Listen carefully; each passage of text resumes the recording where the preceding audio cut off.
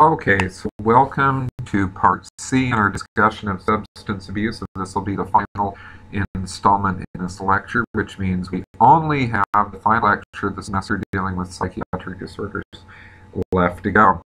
So in our previous discussions, we've talked about the epidemiology, we've talked about some screening tools, in particular CAGE, we talked about psychosocial treatment methods using the health belief model, Alcoholics Anonymous, and so on and so forth. So in this final segment, we are going to discuss psychopharmacological interventions, so in other words, medical interventions using drugs.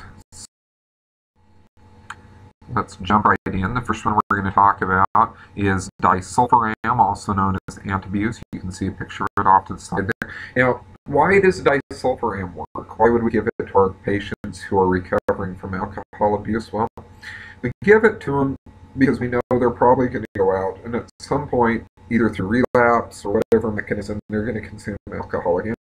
Well, if they're taking their antabuse, it's going to make them feel like they're having a heart attack. They're going to feel nausea, chest pain, they're going to hyperventilate, they're going to have tachycardia, which is rapid heart rate, and they're going to feel like they want to vomit, and in fact, they will vomit. So the idea is that if we're treating a patient for alcohol abuse, then if they have this interaction, it'll be such a form of negative reinforcement that what? They're not going to want to consume the alcohol at that point. The problem with the disulfiram is it's good for only short-term treatment. So in other words, we need to combine it with psychotherapy and a 12-step program over the long haul. Now, the other problem with antabuse, disulfiram, and all of the psychopharmacological agents that we're going to discuss in this lecture is that they are only effective if the patient chooses to take them. So in other words, if we discharge a patient from detox, from inpatient therapy, and give them a nice prescription for disulfiram, and we say you need to take this every day, and they simply decide not to take it every day, then there isn't a whole lot we can do about it, and so the patient isn't going to get the effects of it. So this is why frequent follow-up with these individuals that are having some type of psychopharmacological intervention, coupled with also having them enrolled in a 12-step program, psychotherapy, so on and so forth, is so important. Okay, the next one we need to talk about is acamprosate. One of the brand names for that is Camprol. Okay, very helpful in terms of preventing relapse. So, our chronic alcoholic, the glutamate receptors in the brain. Okay, now glutamate is one of the excitatory neurotransmitters. So, in other words, you remember earlier in the semester we talked about the pre and the postsynaptic cleft in terms of the neuron and the way the signal is transmitted across those, and we talked about different types of antidepressants and the manners in which they work on those. Well, glutamate is one of those neurotransmitters, and in particular glutamate, which is basically it's also glutamic acid. It's a salt, or it's an ester of laboratory glutamic acid. And what it does is when we're trying to transmit those messages between neurons in the postsynaptic cleft, they're good at the excitatory, right? They're very excited transmissions, the things that get us worked up. Okay, so in our alcoholic, the glutamate, all right, the receptors of the glutamate are essentially increased. Okay, so in other words, when we have our alcoholic and they consume alcohol, then those receptors are increased, and that's part of the reason that the alcohol makes the individual feel excited and alive and really pleased with themselves. Okay, that's also one of the reasons that we get increasing, that our alcoholics will have to increase the amount of alcohol they consume in order to get that same excitatory reflex that the alcohol would normally bring about, because they have increased numbers of glutamate receptors that are present there, so they need more alcohol to get those things excited and worked up and get the same effects of the alcohol that they used to get with a lower dosage. Okay.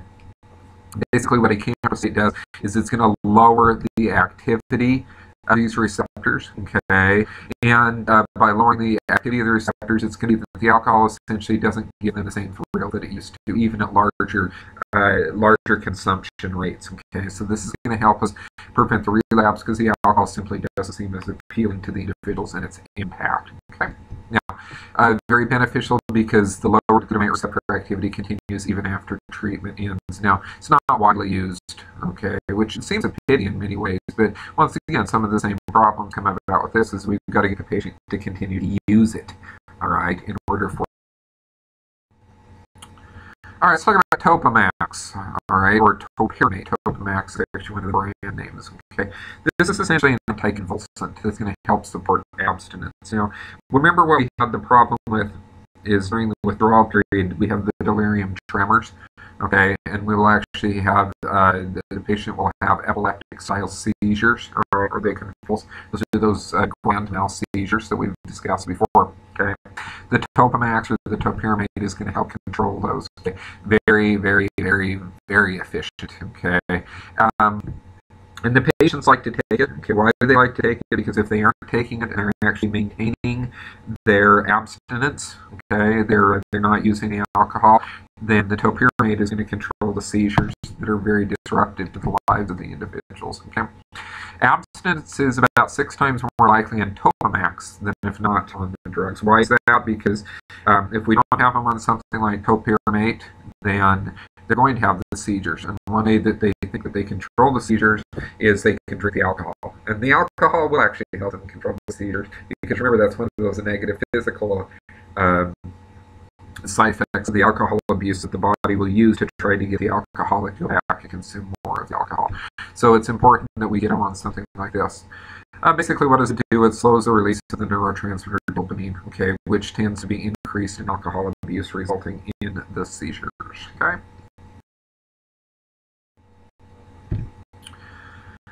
Benzodiazepines, okay, a class of drug. One particular type in that class is Lorazepam, okay? This is also going to help prevent seizures, all right? Seizures that can occur during periods of heavy drinking or during the detox, same delirium tremors that we talked about before. Benzodiazepine is widely used. It's a very effective drug. It's, really effective. Give me enough benzodiazepine and I can take down an elephant. That's how effective it is. Benzodiazepine is also used as a muscle relaxant, okay? That's not surprising in terms of its ability to control grand mal seizures, but we can take patients who've maybe been in a car accident or have a slip disc or something like that, and we can actually use it to help control the spasms of the muscles that are associated with that and the pain that comes with it.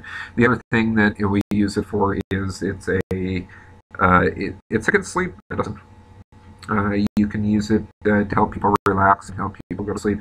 The problem with using it as specifically as a sleep aid long term is that it is habit forming. All right, and the same thing with the seizures, it can be habit forming there as well. So we don't want to use it long term. We only want to use it during the acute stages. Okay. The other one, and you can see on the bottom there, is naltrexone. All right, we give this to recovering alcoholics, and basically it helps to reduce the craving for the alcohol. Why? Because it makes the alcohol taste bad, and nobody wants to drink something that tastes bad. The problem with naltrexone is that you're truly dedicated alcoholic isn't necessarily drinking the alcohol for its flavor. All right, which is why you'll get alcoholics that in desperation will drink rubbing alcohol. All right, which is not ethyl alcohol. Actually, rubbing alcohol is isopropyl alcohol and will actually kill you. But the point is, the true alcoholic isn't doing it for its flavor. He's doing it for the effects. He's doing it for the dopamine. He's doing it for the glutamic acid effects that the alcohol has on the individual. And so, even on naltrexone, the dedicated individual will actually drink through the nasty flavor just to get the intoxicating effects of the alcohol. So the idea, in theory, is that they take that first drink of alcohol while they're standing at the bar or hiding in the bedroom so nobody sees them do it, and it'll taste so bad that they'll put it down. But like I said, if they're really addicted, they'll push themselves through the nasty effects, the nasty taste. Okay, which is why relapse for the naltrexone patients still remains at about 50%. All right. But look at this. Relapse for the non-naltrexone patient is 95%. So even though a significant number are still going to relapse, it's important to it's still important to put these patients on there, because without the naltrexone, we see a 95% relapse rate. All right. This is of minimal interest to you. Okay, basically what this is it's a table here with substances, the signs of intoxication, the signs of withdrawal, how do we treat it, and any helpful associations that come along with it. Read through it. It's somewhat interesting, but it's not imperative for you, since the real focus, all right, of our discussions have been alcohol. Okay. So on the second page here, opiates, PCPs, sedative hypnotics like the benzodiazepine. Like I said, it's again be habit forming there. All right, let's take a look at this. So this is something to know. Okay, so common associations between symptoms and the substance being abused. Okay, so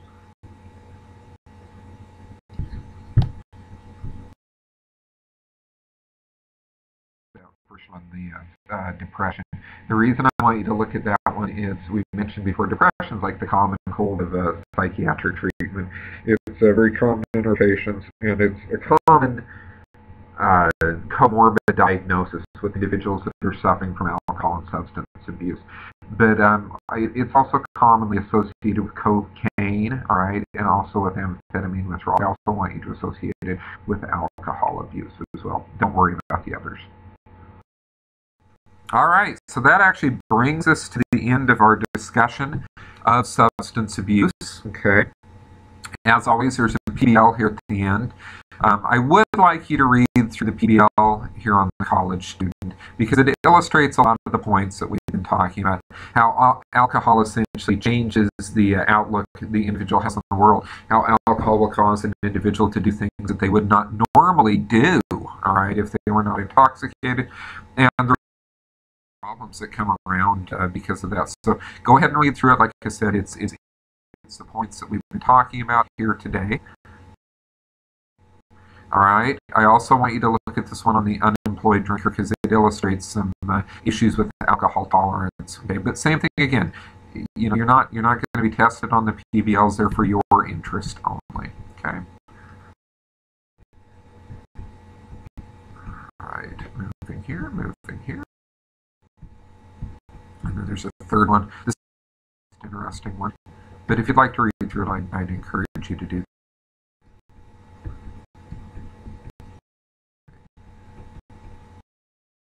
All right, so let's review here, okay? So we talked about although alcohol is the most commonly used substance in the U.S., tobacco does cause more deaths, okay? It's the most abused substance for all ages, so we discussed why that was. 10% of all U.S. adults have a drinking problem. That transfers well into the Pacific. We say 10% of Pacific Islanders also are going to have a drinking problem. Okay. Talked about fetal alcohol syndrome as the leading cause of mental retardation. We talked about the genetic connection, genetics plus environment equals pathology. We talked about the capacity to tolerate alcohol as a predisposing factor for alcohol abuse, also associated with that genetic factor there. Talked about how getting work to say, look, go get treated for your alcohol or you're out of a job is the most effective way to get the alcoholic to seek treatment. Talked about an effective treatment for alcohol abuse in terms of Alcoholics Anonymous and other 12-step programs. Okay. And then we went through some common psychopharmaceuticals that we use to treat alcoholism: disulfiram, camprosate, benzodiazepine, and naltrexone. For the final exam, what I'll do is I'll tell you the ones you specifically need to know, and just like you saw on the midterm, it'll be presented as a patient vignette. I'll describe the way in which the patient is being treated, the effects of the psychopharmacological agent. You'll have to tell me which of it is, whether it's camprosate, benzodiazepine, naltrexone, or disulfiram, but I'll tell you specific ones to study. All right. Don't worry about that one right there, okay?